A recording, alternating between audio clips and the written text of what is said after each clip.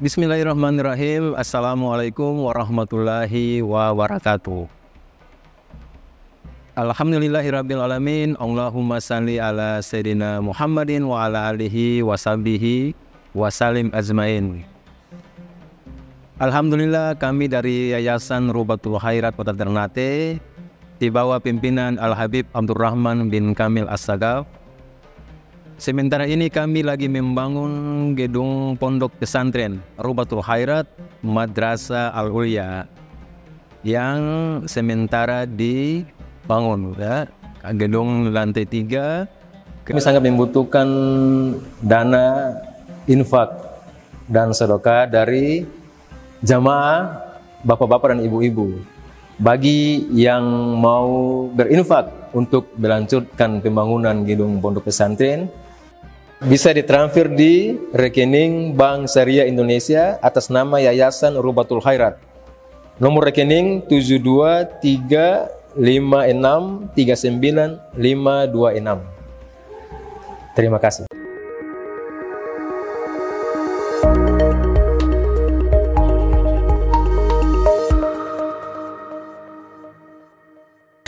Ikhlas ini artinya perbuatan yang murni bersih, motivasinya gak ada yang lain kecuali hanya mencari ridhonya Allah. Itu namanya ikhlas. Ini butuh riyadhah, latihan. Dia gak bisa instan, tahu-tahu orang langsung beramal, baru hijrah beramal langsung ikhlas, gak bisa. Latihan jangka panjang dia. Nah, ini berkaitan dengan apa? Cara untuk bisa melahirkan ikhlas. Yang pertama adalah tadi, kita harus yakini bahwa yang kita lakukan ini semuanya Allah tahu dan Allah melihatnya dan mengetahuinya. Orang yang tidak ikhlas itu sebabnya kurang akan keyakinan terhadap apa? Terhadap janji Allah. Allah sudah janjikan bahwa orang-orang mukhlis itu dalam bahasa Al-Quran, mereka itulah yang melaksanakan agama ini dengan benar. Wa ma umiru illa liya'budullaha mukhlishina lahuddin al-hunafa. Jadi pembenahan hati dulu. Kita yakini bahwa makhluk ini tidak bisa memberikan apa-apa kepada kita. Kita melakukan kebaikan, mereka mau balas kita di akhirat gak bisa. Tapi kita harus yakini bahwa semua perbuatan kita itu dihitung oleh Allah, dibalas oleh Allah. Hal jazaul ihsan illal ihsan. Rumusnya di situ. Jadi balasan Allah itu bukan balasan yang setimpal. Kita melakukan suatu kebaikan, Allah balas lebih baik dari itu. Bukan kebaikan yang sama. Kalau kebaikan yang sama itu makhluk dengan makhluk, biasa pakai hitung. Oh, dia pernah kasih saya beras 25 kilo, saya mau balas dia ya sekitar itulah 25 kilo, kalaupun lebih sedikit. Tapi kalau Allah gak bisa sama. Kebaikan yang kita buat satu kali Allah balas berapa Al-Quran? 10. Berarti Allah balas dengan sesuatu yang lebih baik. Dan balasan ini akan sangat bermanfaat di akhirat. Jadi ikhlas itu berbicara tentang amal soleh, tidak berbicara dengan yang lain. Amal soleh yang berkaitan dengan perintah Allah. Itu kan sekarang bahasanya bergeser tuh. Ya, saya ikhlas nih main bola nih. Apa hubungan main bola dengan ikhlas? Anak jadi penjaga gawang, oh sudah anak ikhlas jadi penjaga terpapar. Anak jadi, iya saya ikhlas jadi.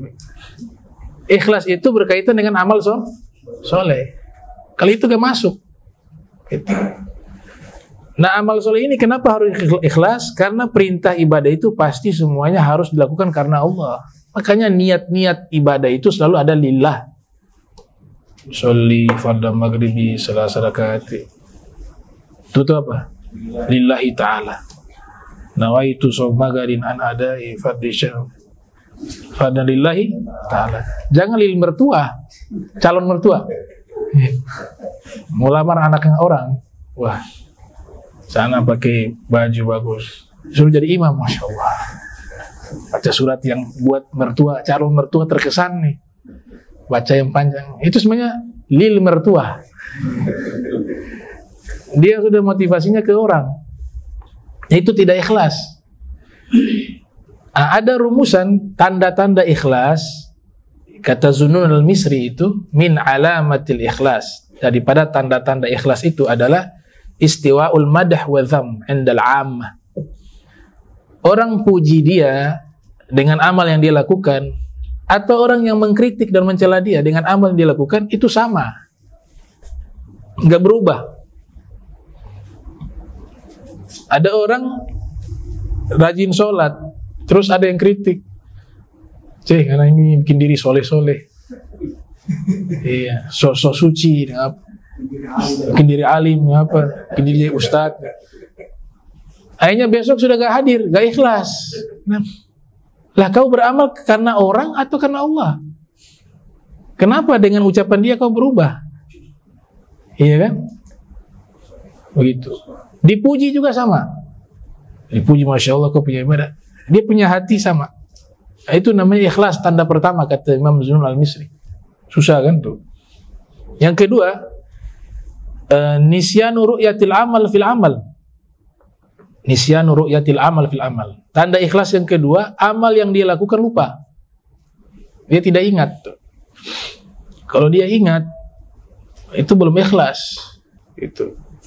Dibantu, ada orang dibantu, minta bantuan, dikasih, ini ikhlas saya kasih 1 juta. Ya, kasih. Itu ketemu 20 tahun berikut, kan masih ingat lah 1 juta yang saya kasih dulu 20 tahun lalu tuh. Dia bisa ingat selama itu. Kalau ikhlas, lupa. Makanya kadang-kadang orang ikhlas itu, dia kasih itu, orang itu datang, itu bilang, kemarin su kasih dia, kapan ya? Saya 3 hari lalu tuh. Anda lupa tuh. Ini antara dia pikun atau dia bertiga 3 hari lalu kan kalau cepat ya. Iya. Artinya begitu, orang tuh ikhlas, dia lupakan kebaikannya karena dia tidak mengharap balasan orang. Ada orang berbuat baik karena karena dia mendapatkan kebaikan orang itu, balas budi. Itu wajar.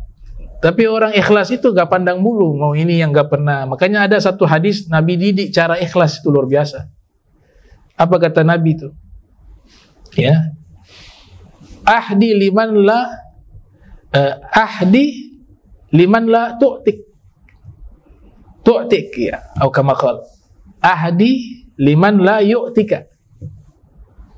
Berikanlah hadiah kepada orang yang tidak pernah memberikan apapun kepadamu. Ahdi liman la yu'tik. Berikanlah hadiah kepada orang yang tidak pernah memberikan hadiah atau apapun kepadamu. Ini kan didikan apa? Ikhlas.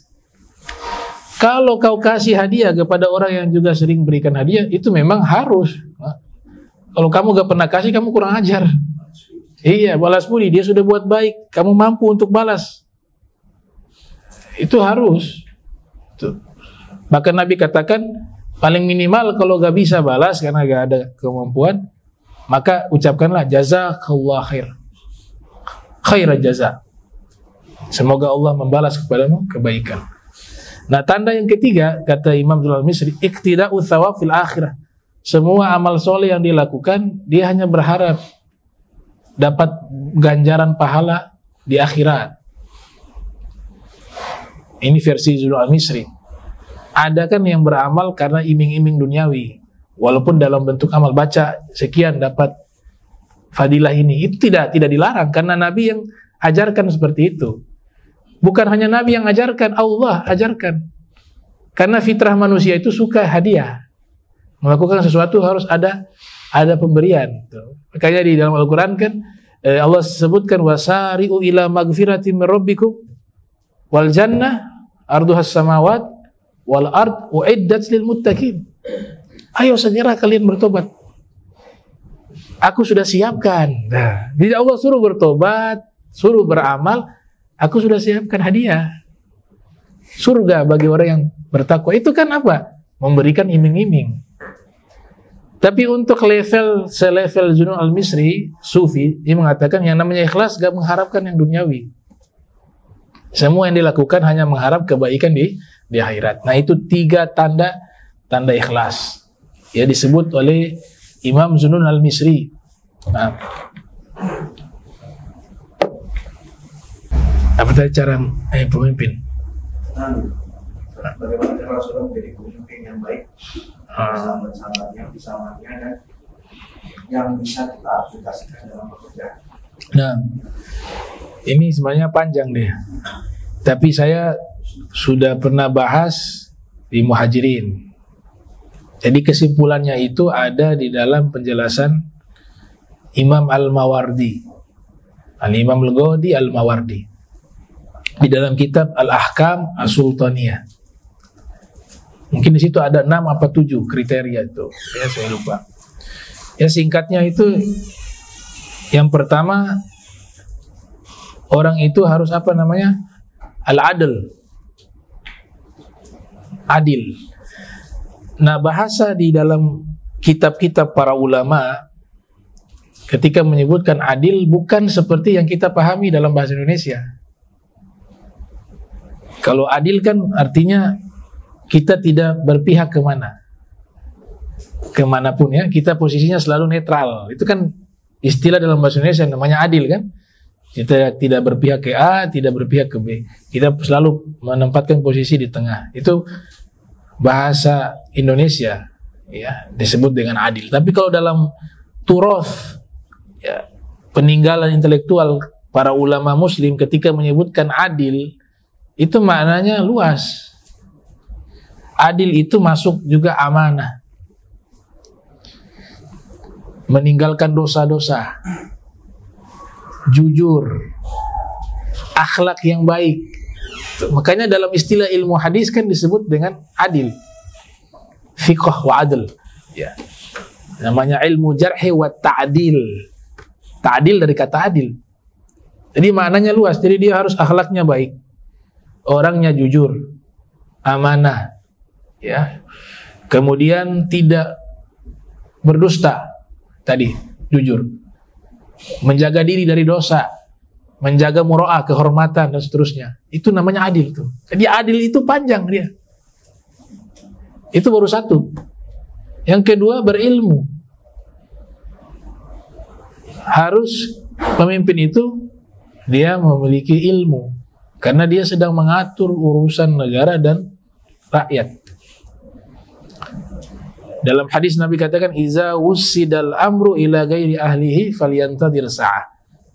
Kalau satu perkara diserahkan kepada bukan ahlinya, maka tunggulah kehancuran. Adil. Jadi tidak cukup soleh, tapi harus berilmu ketika sudah menjadi pemimpin. Karena tercatat dalam sejarah salah satu sahabat yang sangat baik, sangat jujur, sangat adil, yaitu Sayyidina Abu Dzar Al-Ghifari, pernah meminta kepada Rasul jabatan, tapi Rasul tidak kasih. Bahkan keluar satu riwayat bahwa jabatan yang diperebutkan itu kalau tidak dilaksanakan dengan baik ketika sudah menjabat, dia menjadi penyesalan di hari kiamat. Nah, dari sini kita bisa pahami tidak cukup orang itu baik ketika dia dilantik atau diangkat sebagai pemimpin, calon pemimpin. Dia harus adil dan memiliki ilmu. Yang ketiga, sehat. Sehat secara fisik. Imam Mawardi mengatakan tidak boleh pemimpin yang misalnya telinganya tuli, atau dia bisu, atau dia buta, gak bisa lihat sama sekali. Itu tidak bisa. Kenapa? Karena dia ingin melihat satu kenyataan atau satu masalah. Kalau misalnya dia buta, dia gak bisa lihat. Orang bisa menyampaikan hal yang berbeda karena tidak lihat. Kalau dia bisu, dia ingin menyampaikan gagasan, bisa salah paham ya. Misalnya kayak itu harga minyak turun ya, maksudnya begitu. Iya. Harga minyak berapa 1 liter sekarang? Itu. Iya. Dia punya maksud mau turunkan, ya. Mau turun ya. Bebas. Ya, oh ya. Oh. Naik 50.000. Padahal dia mau kasih turun. Kenapa? Karena dia tidak mampu menyampaikan dengan benar keputusannya. Ini kan fatal. Ini bukan dari saya ya. Jangan nanti marah. Itu Imam Mawardi, Al-Ghadi Al-Mawardi yang tulis dalam kitab Al-Ahkam Sultaniyah. Kemudian begitu juga. Telinga juga. Ini juga masalah telinga. Pemimpin dalam forum ya, misalnya itu. Ini lagi jelaskan masalah pertambangan, dia dengar salah masalah olahraga. Akhirnya jadi kacau. Jadi syaratnya harus sehat seorang pemimpin, matanya, telinganya, lisannya. Yang keempat itu sehat secara fisik. Ya, karena kan dia harus banyak melakukan banyak kunjungan-kunjungan, baik di daerah-daerah yang dia pimpin ataupun kunjungan-kunjungan luar negeri. Itu antum bisa bayangkan, itu Imam Mawardi tahun 450 Hijriah wafat. Tapi sudah bisa menjelaskan ya bagaimana syarat-syarat pemimpin yang ideal ya, dengan sangat luar biasa. Tuh. Yang kelima, dia memiliki sifat kebijaksanaan. Bijak. Ada orang yang berilmu tapi tidak bijak. Akhirnya ilmunya jadi rusak. Itu, ilmunya dirusak. Misalnya apa? Misalnya orang berilmu tapi tidak bijak, ketika menyampaikan kebaikan bukan pada waktunya. Ada orang datang ke rumahnya, belum makan, lapar, baru lagi dari luar kota baru datang. Dia tahu orang ini butuh nasihat karena banyak kekurangan. Dijelaskan, ya, kamu ini saya dengar ini karena saya sayang sama antum, kan? Antum jaga tinggalkan sholat. Kita ini kan sepupu. Jadi saya mau sampaikan itu tidak boleh begini. Hadisnya, ayatnya dijelaskan. Itu kan ilmu tuh. Tapi dia tidak bijak. Orang yang lapar butuh makan, bukan butuh nasihat. Bagaimana? Kasih kanyang dulu dia. Mari makan dulu. Saya makan. Habis makan kasih buah, kasih es krim semua. Dia sampai dia duduk. Ini baru antum kasih nasihat. Oh itu masuk tuh. Masuk. Oh iya betul. Kasih. Apalagi tambah amplop lagi. Oh iya. Bisa. Itu namanya hikmah. Bijak. Ada juga yang belum kenal sama orang itu, datang di masjid. Misalnya mimbar itu sunnahnya itu kanan, mic-nya itu sisi kanan. Karena sunnah khotib itu harus berada di sisi kanan, tongkatnya megang tangan kiri. Dia sampai di masjid itu baru pertama kali itu, belum kenal nih orang. Habis sholat itu salah itu semua itu harus, ya, baru datang ini. Nabi mengatakan begini, atau ulama fikih mengatakan dalam kitab tuh. Oh dia berilmu tapi tidak hikmah. Ini orang kamu baru kenal. Itu. Terus bagaimana? Kalau sudah lama di situ, sudah kenal dia punya pengurus, sudah kenal orang-orang di situ. Dari pengurusnya ini yang BKM panggil empat mata. Ini dalam kitab itu harus sisi kanan. Oh pasti didengar karena sudah kenal. Oh begitu. Tapi baru pertama kali injak di situ terus kasih salah. Itu gak bisa. Ada juga yang baca doa salah, misalnya Allahumma inna nas'aluka husnul khotimah. Udah, kita baru kenal tuh. Tadi sampai doa salah. Dia marah. Yang betul tuh maf'ul bih husnul khotimah nih, tambah marah dia. Tapi kalau sudah lama kenal, ya dia sudah akrab sama kita, baru kita sampaikan, didengar begitu. Itu ilmu dan hikmah dia beriringan. Jadi tidak langsung ini salah, ini haram, ini tidak boleh. Gitu. Nah orang yang punya hikmah juga memberikan nasihat, dia lihat orangnya. Ini lebih tua dari saya, jangan. Cari. Misalnya orang tua kita buat salah, gak bisa anak berikan nasihat, sekalipun orang tua salah. Caranya gimana? Bisa obrolkan ke orang yang dekat dengan orang tua kita, atau keluarga kita, atau ibu kita, misalnya bapak, ibu. Tapi kalau anak, abah salah, abah. Ya, Nabi mengatakan begini, ayat namanya su'ul adab sama guru. Nah itu jadi kalau hikmah pada porsi yang tepat.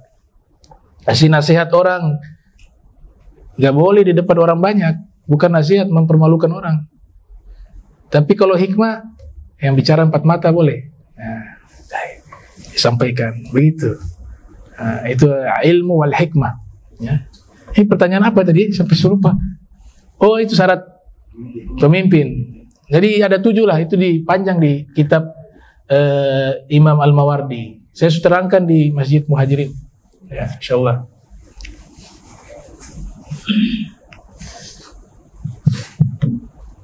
Selanjutnya, Assalamualaikum warahmatullahi wabarakatuh.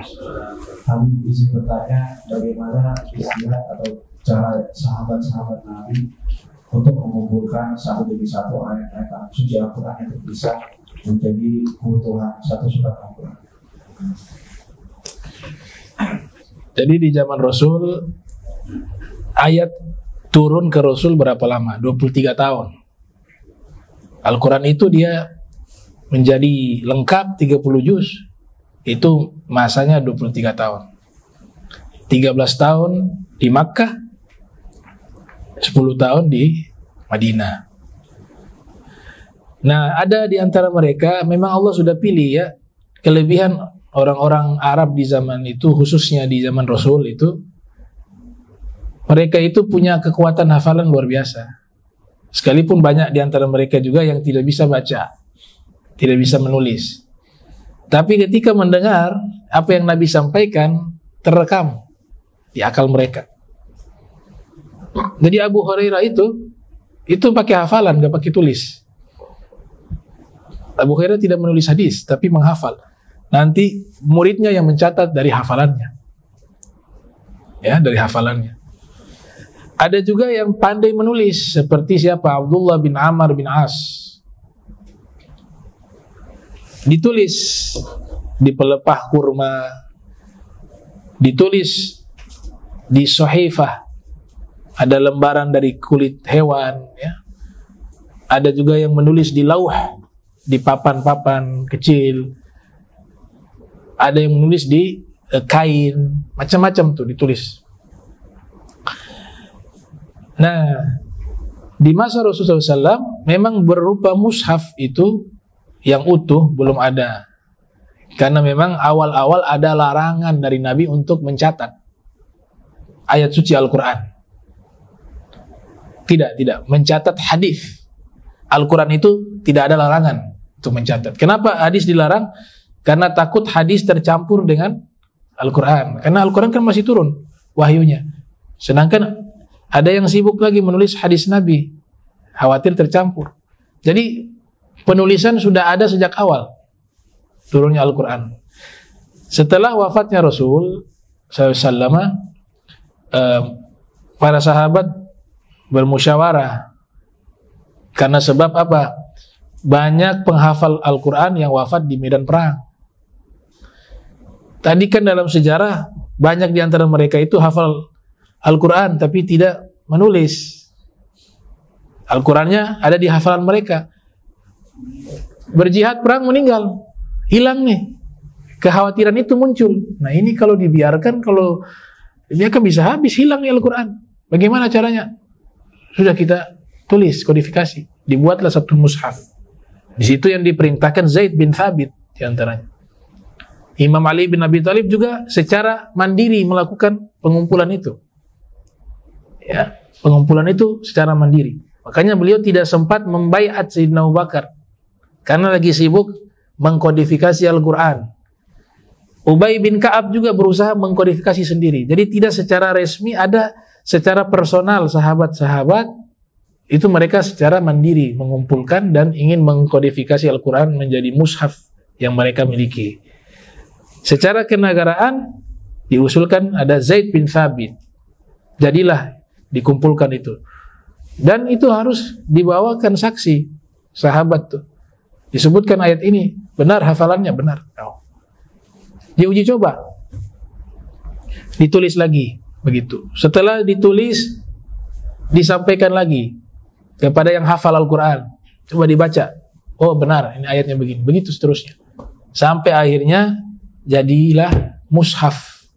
Ya, mushaf itu sudah ada di masa khilafah Sayyidina Abu Bakar Siddiq. Dilanjutkan lagi di masa Sayyidina Umar bin Khattab. Agama Islam tersebar meluas. Ini saya baca di kitab Tarikh Masahif karya bukan Musa Jarullah. Di kitab Al-Itqan juga ada, ya. Tapi Musa Jarullah menulis kitab Tarikh Masahif. Juga anaknya Abu Daud.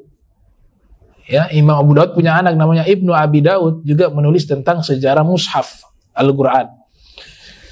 Akhirnya sudah ketika dikodifikasi sampai masa Sayyidina Utsman bin Affan jadi problem. Karena agama Islam wilayahnya itu wilayah kekuasaan khilafah Sayyidina Utsman bin Affan itu sudah meluas sampai ke Afrika, sampai ke Syam. Di situ kan mereka punya lahja, punya logat itu berbeda dengan logatnya orang Arab. Dan kiroah tersebar banyak. Ya, kiroah ini kan banyak di zaman Nabi itu. Sampai yang terakhir namanya al-kiroah al-ashrah, kiroah 10. Tapi kalau dalam awal-awal sejarah lebih dari itu. Bacaan yang satu, negara satu bacaannya beda, Mesir beda dengan Syam beda dengan bacaan Al-Quran di kota Madinah. Mushafnya juga ditulis sesuai tempatnya dan kiroahnya hanya berbeda-beda. Jadilah masalah waktu itu. Akhirnya Sayyidina Utsman meminta Al-Quran yang ada, dia punya Al-Quran induk. Itu nanti jadi Al-Qurannya itu dikirim, mereka salin. Nah salinnya ini kadang dengan kiroah mereka, sehingga yang induk ini ya mereka salin lagi, jadikan induk yang kedua itu berbeda dengan yang di Madinah, yang di Syam juga berbeda. Jadi Al-Qur'annya sama tapi dialeknya, logatnya beda, qiraahnya juga menjadi beda. Diambil semua tuh, mana yang kalian catat itu, yang jadi induk kalian Al-Qur'an, dibawa kirim ke Madinah. Kemudian diambillah mushaf yang paling awal yang ada dimiliki oleh Sayyidah Hafsah. Sayyidah Hafsah itu putrinya Sayyidina Umar bin Khattab. Dia punya mushaf yang awal itu. Diserahkan Sayyidina Utsman. Nah, kata Sayyidina Utsman, kita jadikan ini sebagai apa? Standar Al-Quran. Semua Al-Quran harus sama seperti yang ini. Jangan pakai yang lain. Terus yang lain di mana? Dibakar. Bakarnya itu bukan menghinakan, untuk apa? Untuk memusnahkan agar jangan ada masalah. Agar Al-Quran yang dipakai satu ini saja standarnya. Jangan sampai ada banyak standar ini. Disitulah ulama-ulama membolehkan kalau kita temukan Al-Quran yang rusak, ya itu dibakar. Al-Quran yang rusak. Ada yang mengambil pendapat ditanam. Dari situ dalilnya bahwa Al-Quran dibakar itu boleh kalau dia rusak, karena Sayyidina Utsman ijtihadnya dengan cara apa? Membakar Al-Quran. Maka dinamakanlah Mushaf Utsmani. Inilah yang disebarkan. Nah, sampai sekarang yang kita gunakan ini itu Mushaf Utsmani. Ya. Nanti qiraahnya berkembang sesuai dengan ilmu qiraah. Qiraah Nafi, Al-Kisai. Tapi Al-Qur'annya sama. Al-Qur'annya sama. Kalau qiraahnya sudah berbeda, memang ada beberapa lafaz berbeda. Tapi yang di Indonesia qiraah Asim riwayat Hafiz, Thariqah Syatibiyah. Nah, kita menggunakan Mushaf Utsmani. Nah, itu sejarah singkatnya seperti itu.